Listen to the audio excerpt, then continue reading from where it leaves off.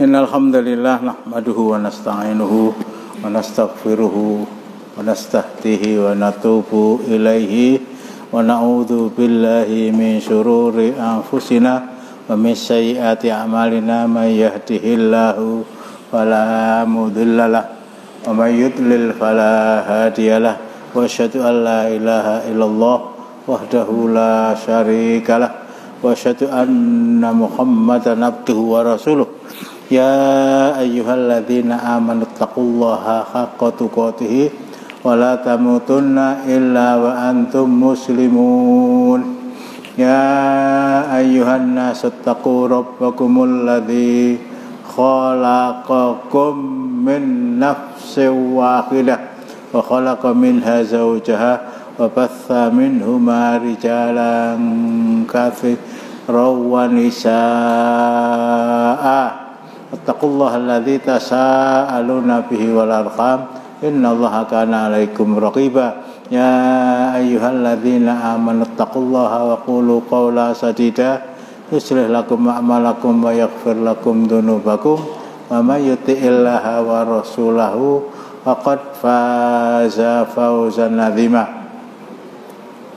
Amma ba'du fa inna asdaqal hadithi kitabullah wa khairal hadi hadyu Muhammadin sallallahu alaihi wasallam wa syarrul umuri muhdatsatuha wa kullu muhdatsatin bid'ah wa kullu bid'atin dhalalah wa kullu dhalalatin finnar. Sing ana ing jaba cah loro klenik-klenik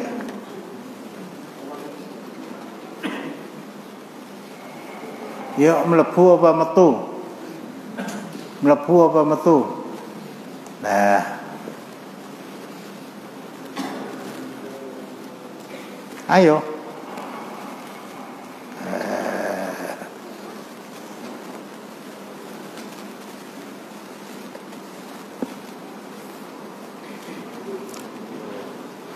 Laqad u'titu tis'an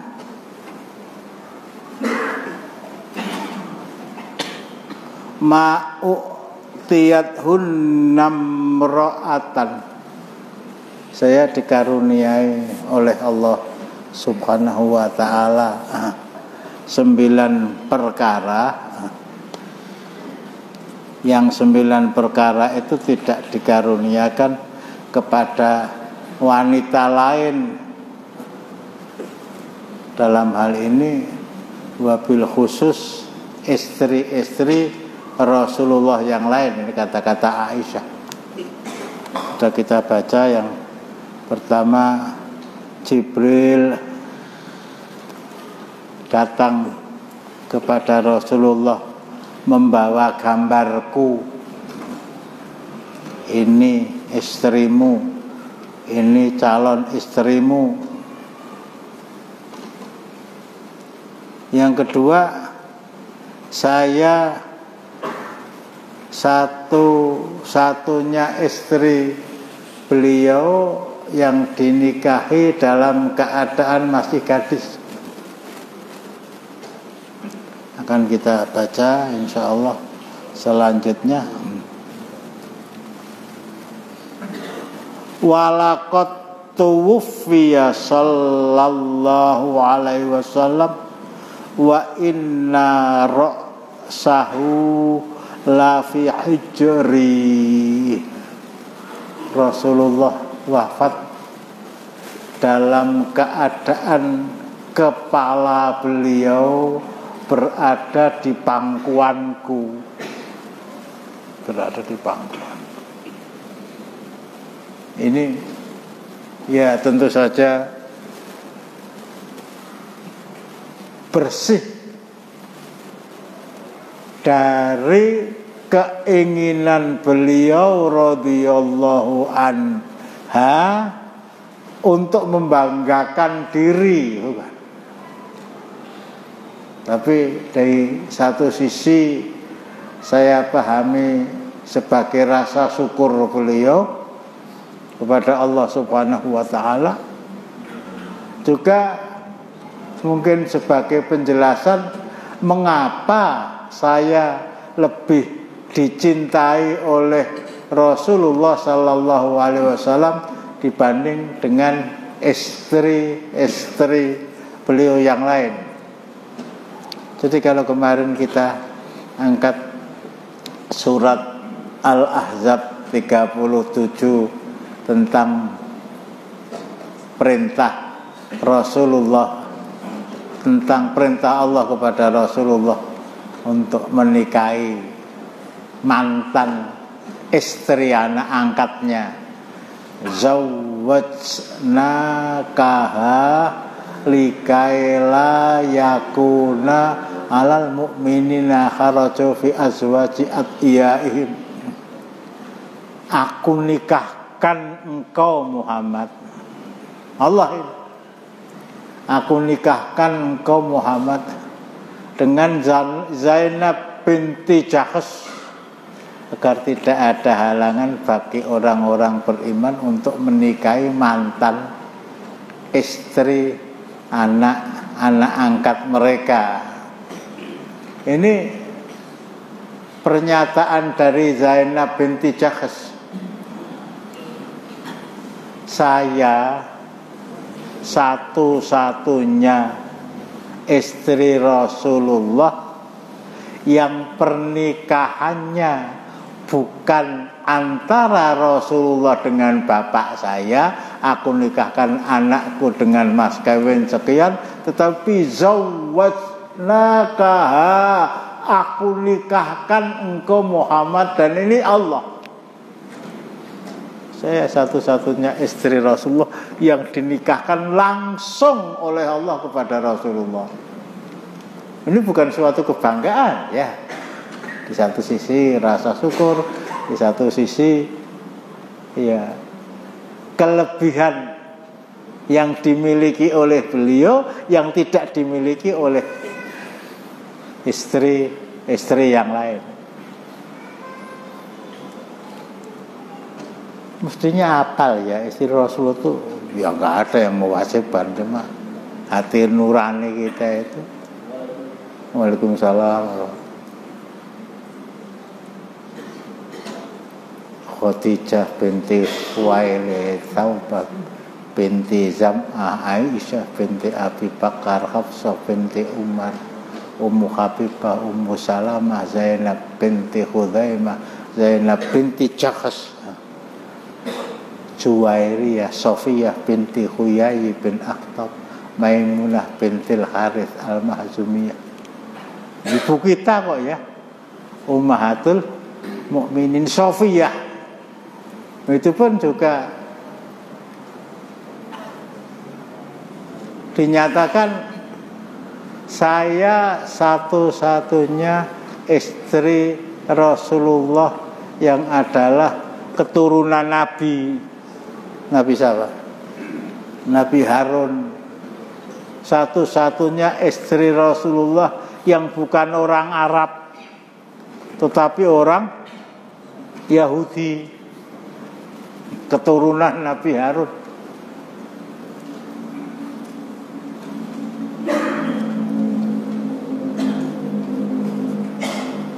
Pernikahannya pun, Masya Allah ya, kalau saya berbicara tentang istri-istri beliau, kalau kita jadikan ini materi kajian, Masya Allah.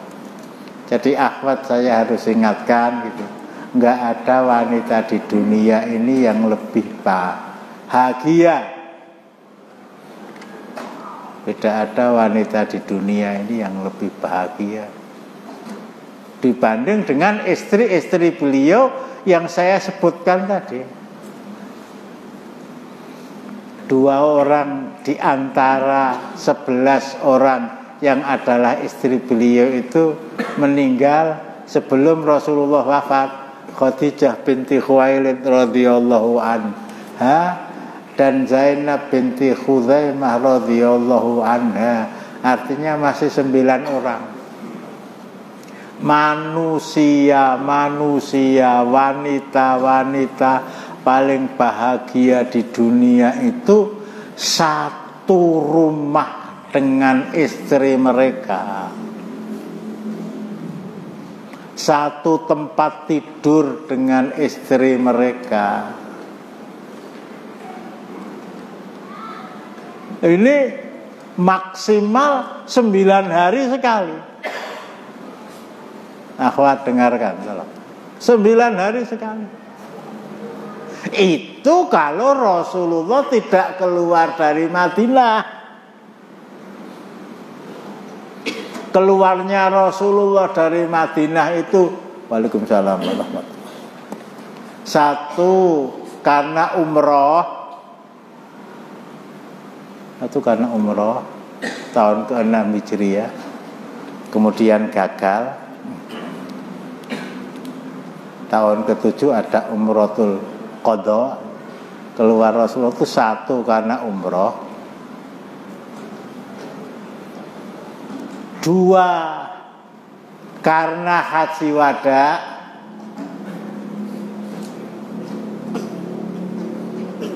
3 karena memimpin perang. 3 itu. Nggak ada yo do weekend yo, nggak ada itu. Umrah 2 kali, yang pertama gagal, yang kedua haji, yang ketiga jihad. Ibnul Qayyim Al-Jauziyah mencatat, pernah saya sampaikan, selama 10 tahun itu Rasulullah memimpin perang, langsung memimpin perang. Itu 25 kali. Ada yang mengatakan 27 kali. Ada yang mengatakan 29 kali. Jadi kita ambil rata-rata 1 tahun 3 kali. 1 tahun 3 kali. Kalau haji wada semuanya diajak aja, tapi Fathu Makkah enggak. Jadi giliran 9 hari sekali itu bisa tertunda menjadi 18 hari sekali. Perang Tabuk itu berangkat 20 hari, pulang 20 hari, 40 hari, di sana berapa pekan, berapa bulan. Tertunda berbulan-bulan. Manusia, wanita yang paling berbahagia.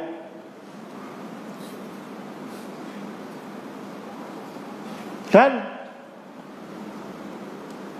dari 11 orang istri beliau yang mungkin diberi kesempatan oleh Allah Subhanahu wa ta'ala untuk hidup bersama beliau lebih dari 10 tahun, itu cuma Saudah binti Zam'ah, istri pertama. Dinikahi oleh beliau sebelum Rasulullah hijrah, Rasulullah wafat, dan beliau istri yang kedua ini masih hidup. Lain-lainnya Aisyah ya 10 tahun kurang sedikit. Lain-lainnya Ummu Salamah ya sekitar 8-7.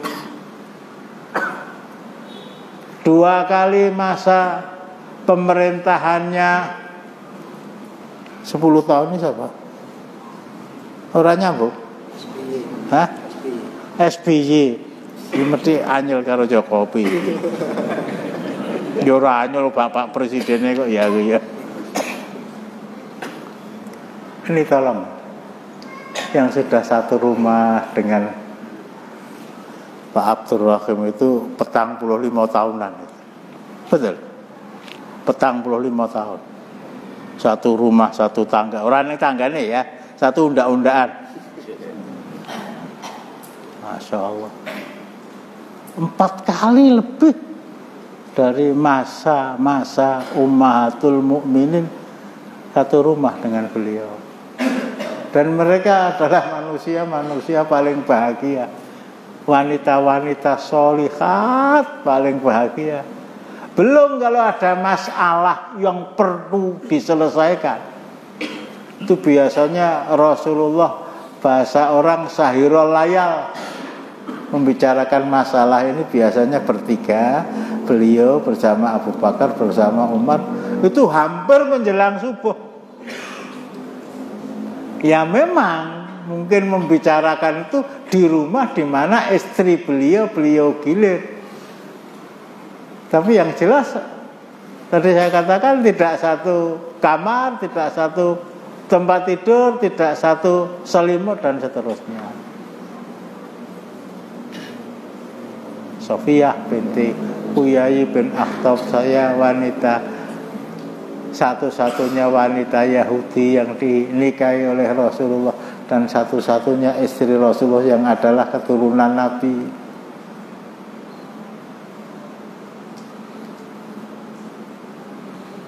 Ummu Habibah namanya Romlah, bapaknya Abu Sufyan bin Harb, nikah dengan Ubaidullah, hijrah ke Habasyah, akhirnya Tanasor masuk Kristen.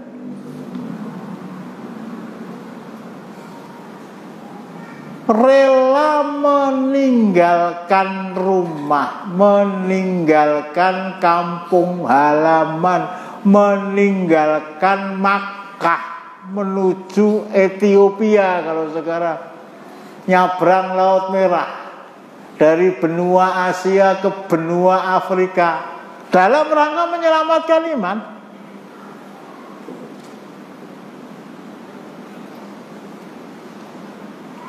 Dalam rangka menyelamatkan iman. Lah.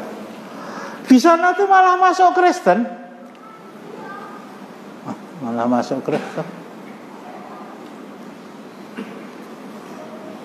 Itu bahasa syariahnya nikahnya fasad, nikahnya rusak. Seperti rusaknya orang sedang sholat, di tengah-tengah sholat dia kentut, mbok khusyuke kaya apa. Sampai seandainya dia itu seorang imam, dia harus mundur, digantikan orang yang berada di belakangnya.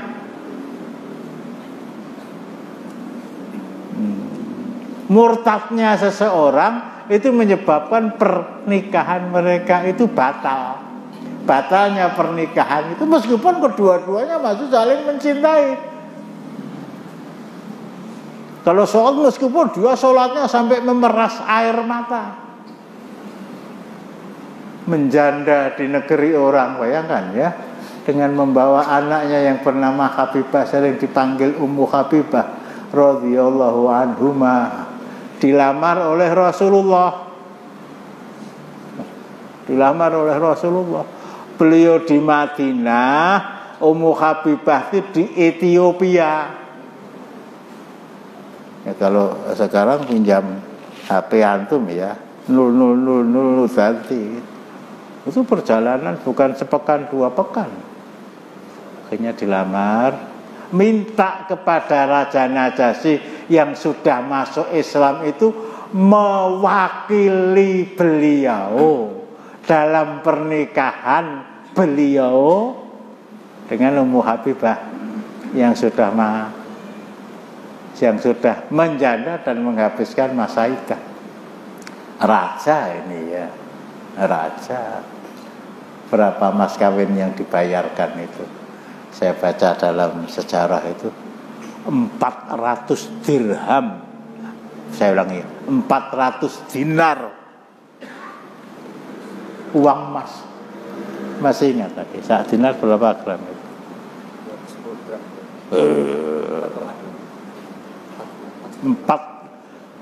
1/4 gram, 4,25 gram. Satu dinar. Dinar itu uang emas, dirham itu uang perak. Jadi kalau 400 dinar berarti 4,25 kali 400 1.700 gram. Sak gram piro? 1 juta. 1,7 M. Ayo sapa sing tahu bayar mahar 1,7 M.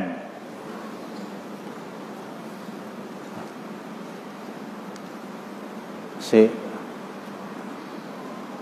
Tommy pun mungkin nggak sampai ke sana ya. Tommy, Sigit, Bambang, Tri, nggak sampai ke sana.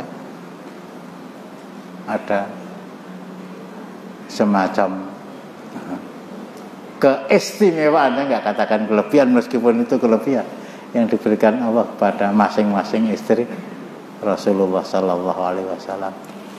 Aisyah mengatakan kelebihan atau keistimewaan yang diberikan, mbok aja wirawiri ya nduk, ayo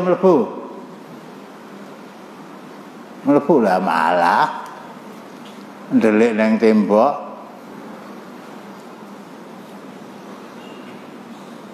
Yang lain menghadap ke barat semua. Lah aku madhep rono ya. Ayo, gawanen mlebu kono. Oh ndandani. Gelo malah do nulis to.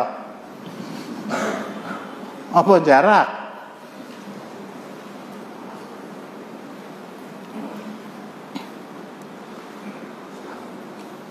Keistimewaan yang diberikan Allah kepada saya, kata Aisyah, jumlahnya 9. 2 sudah pernah saya baca, yang ketiga tadi sudah saya angkat. Walaqad tuwfiya sallallahu alaihi wasallam wa inna ra'sahu la fi hijri.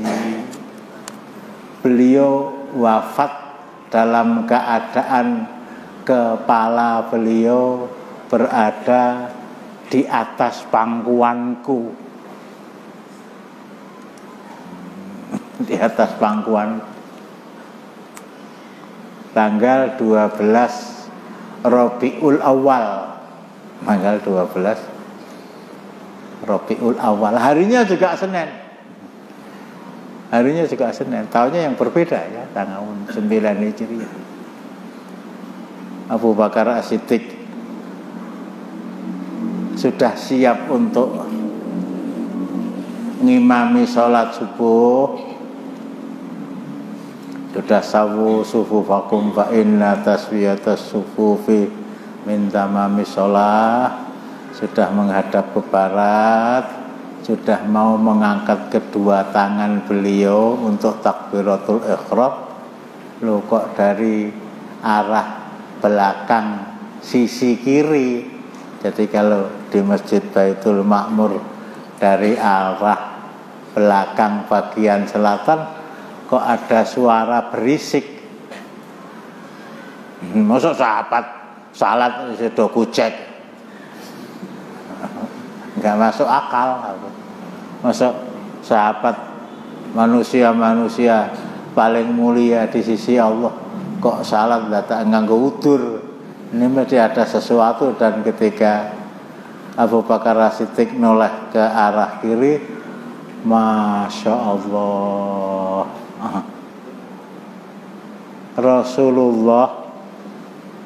Rasulullah setelah sekian hari tidak bisa melaksanakan sholat jamaah dan menyerahkan imamah ini kepada Abu Bakar, dan penyerahan hak imam menjadi imam kepada Abu Bakar ini disimpulkan oleh sebagian para ulama Ahlussunnah wal Jamaah.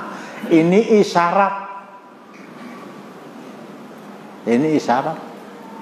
bahwa yang akan menggantikan Rasulullah menjadi pemimpin umat setelah Rasulullah wafat itu Abu Bakar.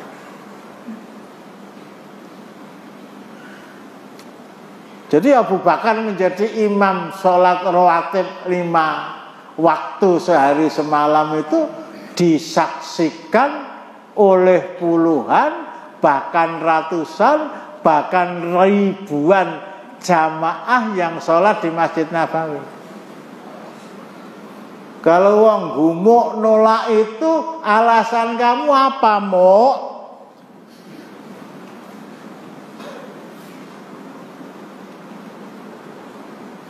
Dulu saksinya ratusan.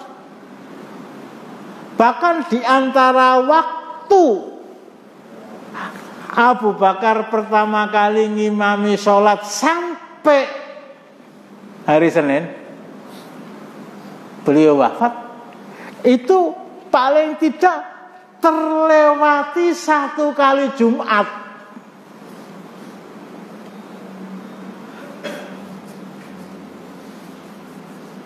Pada hari-hari biasa orang sholat berjamaah di Masjid Nabawi. Yang rumahnya jauh dari Kuba sekitar 4 kilo, ya sholat di Masjid Kuba sana. Ada imamnya. Yang tempatnya jauh dari Masjid Nabawi, Masjid Kiblatain, ya sholatnya di sana.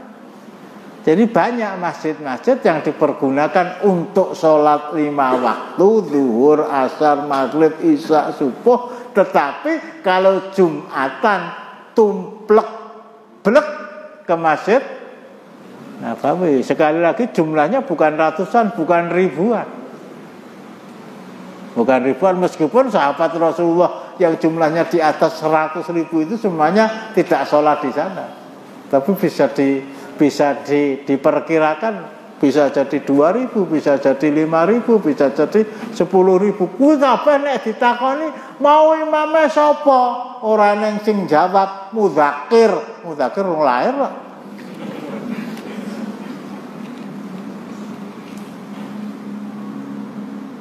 Mau imame sapa? Humaini Samsaya. Ayatu Demit. Tadi yang ngimami dan khutbah siapa? Yang ngimami dan khutbah Abu Bakar. Wis Bantan. Itu ribuan.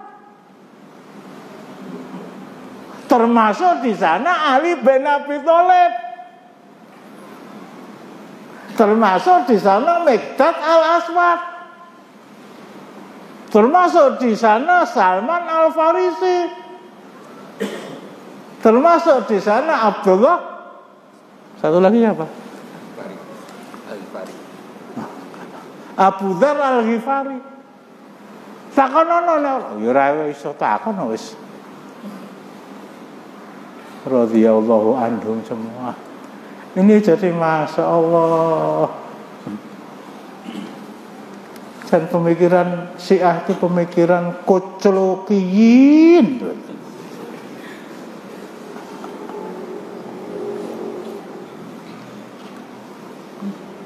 Alhamdulillah didabyang-dabyang ya oleh Abbas paman beliau dan Ali bin Abi Thalib masuk ke masjid. Abu Bakar As-Siddiq cepet-cepet ya tahu diri, cepet-cepet sadar ada imam yang lebih utama dari saya, Rasulullah Sallallahu Alaihi Wasallam. Cepet-cepet beliau akan mundur, Rasulullah memberi isyarat, teruskan.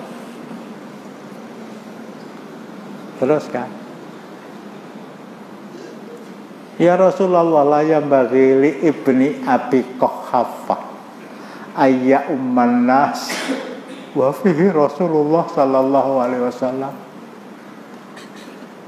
Rasulullah tidak pada tempatnya kalau saya ngimami sholat, padahal di antara makmum saya itu ada Rasulullah. Oh, ini imam yang sadar. Enggak pantas, enggak pada tempatnya. Kalau saya ngimami sementara di antara makmum saya itu ada Rasulullah.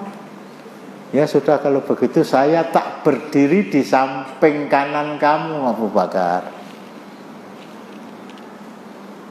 Dalam riwayat lain beliau sholat dalam posisi duduk. Saya tak berdiri di samping kamu. Jadi posisi kamu sebagai imam itu didampingi oleh imam yang asli, yaitu Rasulullah. Selesai sholat subuh, Nah gimana ya, ini nggak nyambung dengan kisahnya Aisyah. Ya saya harus melipir-melipir untuk nyambung.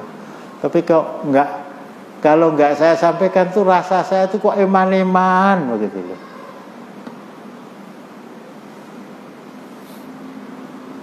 Selesai sholat, beliau berdiri di atas mimbar. Dan ini khutbah beliau yang terakhir. Dan ini pengajian beliau yang terakhir. Saya bisa membayangkan betapa kecewanya mereka yang tidak sholat subuh di Masjid Nabawi, meskipun mereka sholat subuh tadi di Masjid Kuba, di Masjid Kiblatain, di masjid-masjid yang lain, yang masjid tadi dipergunakan untuk sholat 5 waktu, tetapi kalau Jumatan mereka semuanya datang ke Madinah. Beliau berbicara di atas mimbar. Sering saya angkat ya. Ummati as-shalah wa mimma malakat aimanukum. Ummati as-shalah wa mimma malakat aimanukum. Ummati as-shalah wa mimma malakat aimanukum. Ummati, umatku, jaga sholat kalian. Bagaimana diterangke nanti jam 12 bengi ya. Jaga sholat kalian.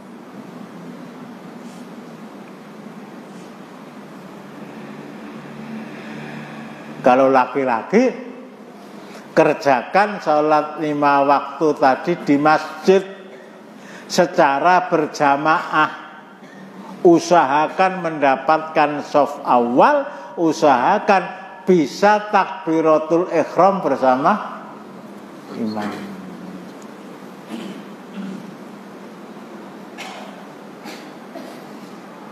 Ini ummati as-shalah. Syekhul Islam menulis buku tidak terlalu tebal sekian itu. Hukmu tariki sholat, hukum orang yang meninggalkan sholat kafir. Masalakakum fi saqar? Qalu lam naku minal musallin wa lam naku nut'imul miskin wa kunna nakhudu ma'al khaidin wa kunna nukadzibu biyaumiddin.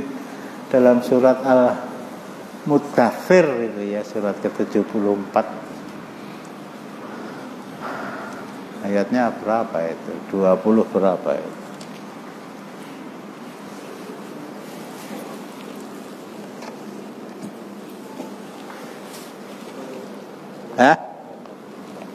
Berapa? 26. Jadi penghuni nar itu ditanya oleh Ashabul Jannah, ngapa kamu masuk ke neraka sakor? Jawabnya, lam naku minal musallin. Kami dulu enggak sholat. Ya salat ning berling. Nek kober ora eling, nek eling ora, ya ora salat jenenge.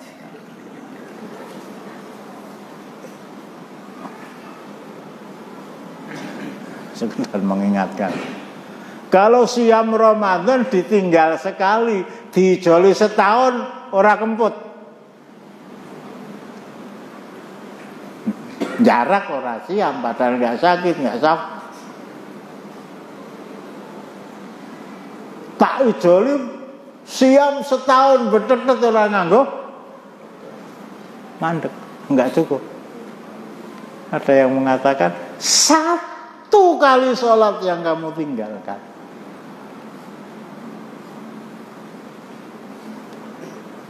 Unsurnya banyak ya, unsurnya banyak. Dan kadang-kadang memang kita terjebak. Gur dikon namung tamu wong duwe gawe mantu. Bulannya bulan September, pukul 14.29 itu dari kalender bulan September itu sudah masuk asar. Di desa itu masih banyak ya. Jam loro lagi bubar gitu. Bar kuwi foto-fotonan.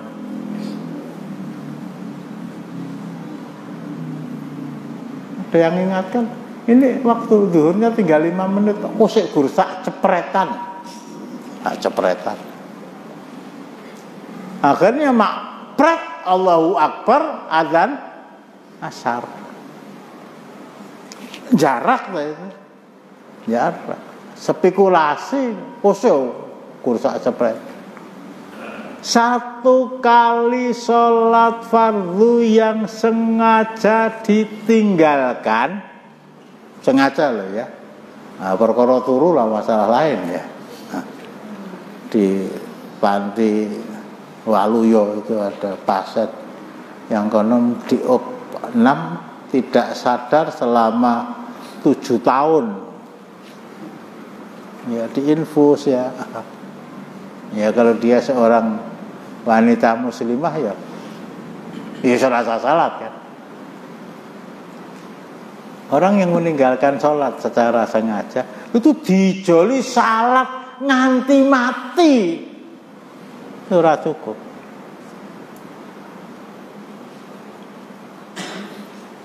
Usia 17 tahun gitu ya. Sudah dewasa itu. Ya sudah 27 tahun sudah dimanten. Sempurna agamanya, meninggalkan sholat sekali. Usianya padahal 77 tahun. 50 tahun sholat zuhur ping pindho terus. Ora cukup itu. Masalah kagum fi saqar. Apa yang menyebabkan kamu masuk ke neraka sakor? Lam naku minal musallin. Umati as-sholah wa mimma malakat aymanukum. Umatku jagalah sholat kalian dan jagalah budak-budak kalian. Kok selencol lah gitu ya. Jagalah. Ya tentu saja urusan budak-budak kalian, makan mereka, minum mereka, pakaian mereka. Hum ikhwanukum ja'alallahu tahta aidikum. Budak-budak kalian adalah saudara-saudara kalian yang dititipkan oleh Allah kepadamu. Hum ikhwanukum ja'alallahu tahta aidikum famangkana. Saya agak lupa ya. Barang siapa yang diamanai oleh Allah untuk mengurusi budak-budaknya, falyut'imhu mimma ya'kulu waliyalbisu mimma yalbasu wala tukhallifuhum ma la yatiqun wa idza qallaftumuhum fa'iluhum. Masya Allah, ini konsep antara tuan dan budak, konsep antara majikan dan buruh, konsep antara pemilik perusahaan dengan karyawannya. Mereka saudara kalian. Beri makan sama dengan yang kamu makan. Yo, aku madang sego raja lele kono sego. Enggak ya, kowe madang sego nek raja lele buruhmu ya raja lele. Beri makan sama dengan makanan yang kamu makan, beri mereka pakaian sama dengan yang kamu pakai. Lah. Beli baju gamis kayak Pak Abdul Rahim itu 3 yang jaga toko. Kok 3 Pak nggih? 1 kula, 2 buruh kula. Buruh karena juragane padha. Rasulullah memberikan ajaran begitu. Beri mereka makan sama dengan yang kamu makan, beri mereka pakaian sama dengan yang kamu pakai. Dan ini diamalkan, dipraktekkan oleh Abdurrahman bin Auf radhiyallahu an, salah seorang dari al-asyrah al-mubasysyaruna bil jannah. Karyawannya itu sekitar 700 orang. 700 orang. Ketika makan siang, begitu adzan, ambil air wudhu, begitu kira-kira ya, ke masjid, sholat zuhur semua, selesai sholat zuhur, makan siang bersama. Tidak ada dari 700 orang itu yang makanannya lebih istimewa dari yang lain. Piringe podo, segone podo, lawe podo, sayure podo. Lagi juragane sing ngendi? Ya sama. Duduknya juga sama.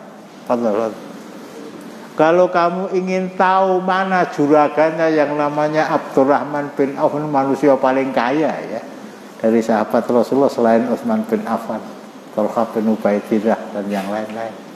Kalau kamu ingin mengetahui mana juragannya, itu kamu lihat orang yang kalau berjalan pincang.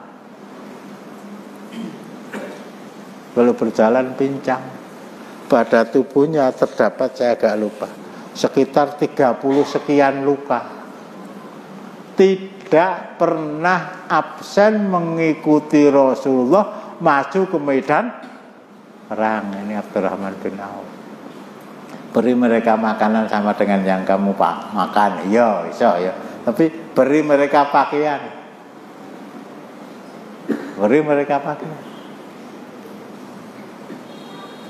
Jangan kamu bebani mereka dengan pekerjaan yang di luar kemampuan mereka.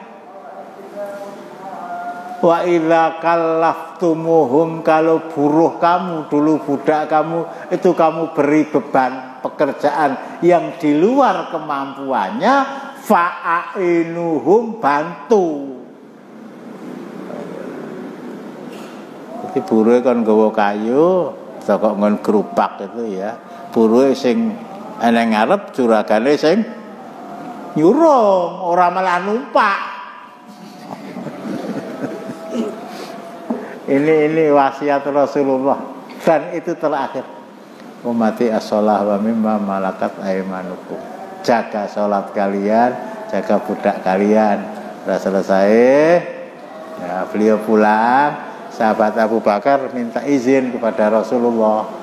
Rasulullah, selama Rasulullah menunjuk saya menjadi imam di Masjid Nabawi, saya tidak berani pergi jauh-jauh dari rumah. Ngapa? Saya khawatir nanti kelalen, padahal tugas saya ngimami. Termasuk istri saya yang nomor 4 yang tinggal di batas kota sana, selama saya ditunjuk Rasulullah menjadi imam tuh nggak pernah sempat menggilir. Kono keturun loh lah, imamnya piye lah. Nah, untuk itu saya minta izin Rasulullah mau nengok istri saya. Oh iya silahkan, silahkan. Abu Bakar ke istrinya yang keempat, apa ya istrinya Abu Bakar ya? Itu Kutailah, lahir dari Kutailah itu putra beliau Abdullah dan Asma, 2 Ruman, lahir dari beliau itu putra beliau Abdurrahman dan Aisyah. Kemudian Asma binti Umais, lahir dari beliau, anak beliau yang diberi nama sama dengan nama Rasulullah Muhammad sallallahu alaihi wasallam. Rasulullah pulang, panas tubuh beliau semakin meninggi. Para kerabat diundang, ya tadi Abbas, Ali, menantunya Utsman, dan akhirnya di pangkuan Aisyah itulah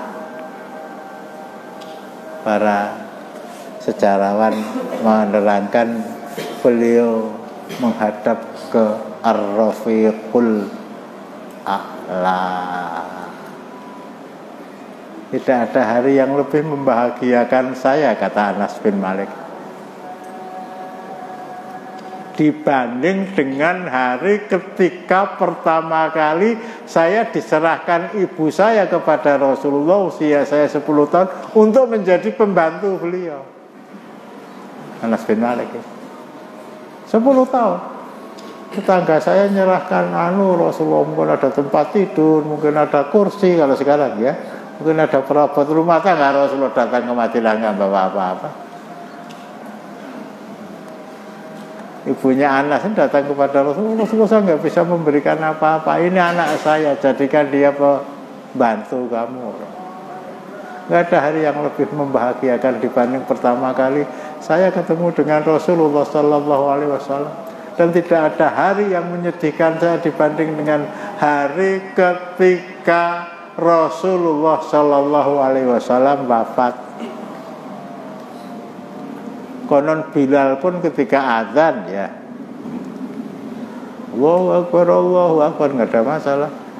Asyhadu an la ilaha illallah, nggak ada masalah. Asyhadu anna Muhammad, nggak bisa melanjutkan. Betul-betul cinta betul kepada beliau.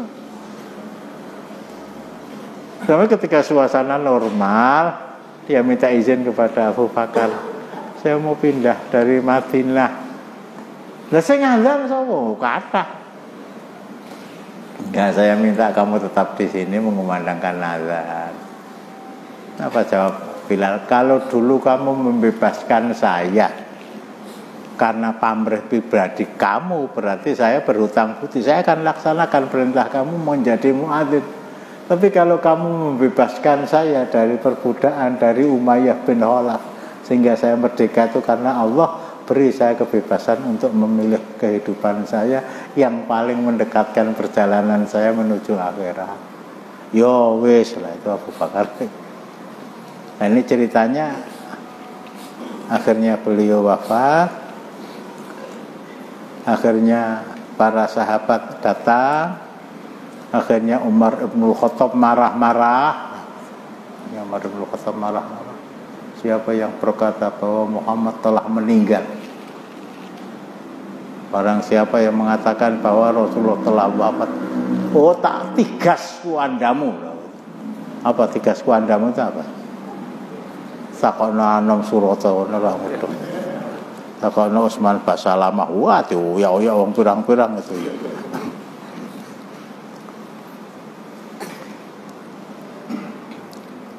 Sampai akhirnya datang Abu Bakar terlambat.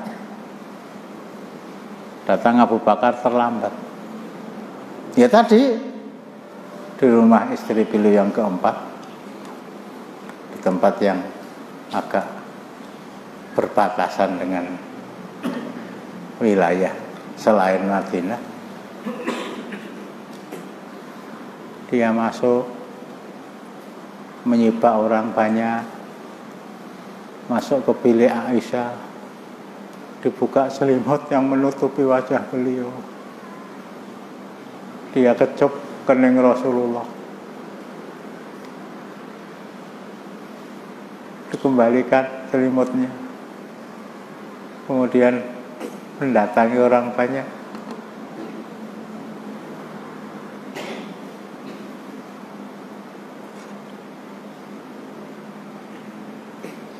Barang siapa yang mengatakan Muhammad itu telah meninggal, memang dia telah meninggal. Fa inna Muhammad qalfa. Kemudian baca surat Ali Imran 144 itu. Wa ma Muhammadun illa rasul qad khalat min qablihi rusul. Afa imma ta'u qutilan qalabtum ala aqabikum ma yang qalib ala aqibai, dan seterusnya. Muhammad itu tidak lain hanyalah seorang rasul. Sungguh telah berlalu sebelumnya beberapa orang rasul. Apakah jika dia wafat atau dibunuh, kamu berbalik ke belakang murtad? Maka barang siapa yang berbalik ke belakang, maka ia tidak dapat mendatangkan madarat kepada Allah sedikit pun. Tidak. Muhammad adalah seorang rasul. Muhammadun illa rasul. Afa immata, apakah kalau Muhammad itu meninggal, au kutila atau terbunuh, kalian akan kembali murtad. Umar bin Khattab yang masuk membencerang ya, megang pedang. Sapa sing wani nek ngandhake Nabi Muhammad wis itu tak pisah kepalanya dengan. Tapi begitu mendengar ayat itu dibaca oleh Abu Bakar As-Siddiq, raqalahu qalbu, gemetar itu pedangnya itu terjatuh. Kata-kata yang akan saya sampaikan cuma ka'anilam akra hadhil ayah qat. Seakan-akan saya belum pernah membaca ayat ini sama sekali. Umar bin Khattab, bagi saya mustahil kalau Umar bin Khattab sebulan cuma khatam sekali. Bisa jadi 2 kali, bisa 3 kali. Dan ayat 144 itu mesti dibaca. Aku kaya urung tau maca to. Itu kalau dia baca sebulan sekali khatam, apalagi 2 kali khatam, apalagi 3 kali khatam. Lah sing setahun khatam pisan terus piye?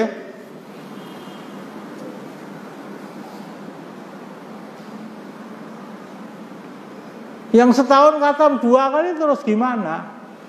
Umar bin Khattab saja seperti itu. Jadi prestasi Abu Bakar itu membuat cerah suasana yang betul-betul mencekam. Wani kondone Muhammad itu, oh, dan ini Umar bin Khattab, bukan dilus-lus oleh Abu Bakar, Umar. Sabar apa? Rasulullah itu kok sabar. Mungkin akan begitu. Tapi ketika yang dibaca itu ayat, oh lah, waktunya ya tidak mengizinkan. Maaf ya. Memang saya tidak membaca kitab dalam taklim. Ini pengalaman saya itu baca kitab. Didumi kitab ini gratis. 50 eksemplar di Masjid Taqwa itu. Yang bawa tinggal berapa Pak Is itu, ada saksinya itu berapa?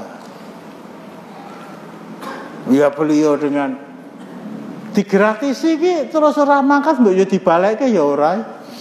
Ora ta. Engko niki kula pun kesel. Pak Ja'far ya datang tapi enggak membuka kitab ya Pak Ja'far ya. Jadi ya maaf lah kalau materi ini nampaknya melompat sana melompat sini, tapi saya melihat ada ikatan benang merah antara materi yang saya sampaikan kemarin dengan sekarang, dan mudah-mudahan itu tetap mengacu ke sini. Jadi beberapa ikhwan baca kitab lah gitu ya, pengalaman saya begitu ya. Ada yang agak awet ya di Masjid Al-Ikhlas ini, agak awet gitu. Tapi ya yang terjadi itu seperti itu. Didumi gratis, malah yo mangkat ning gratisane ora dibalekke. Cukup ya, kita lanjutkan nanti.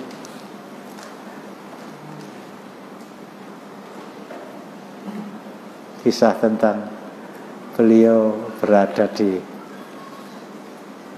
pangkuan saya, wafat di pangkuan saya, pangkuan Aisyah radhiyallahu anha. Kita akhiri dengan doa kafaratul majelis. Assalamualaikum warahmatullahi wabarakatuh.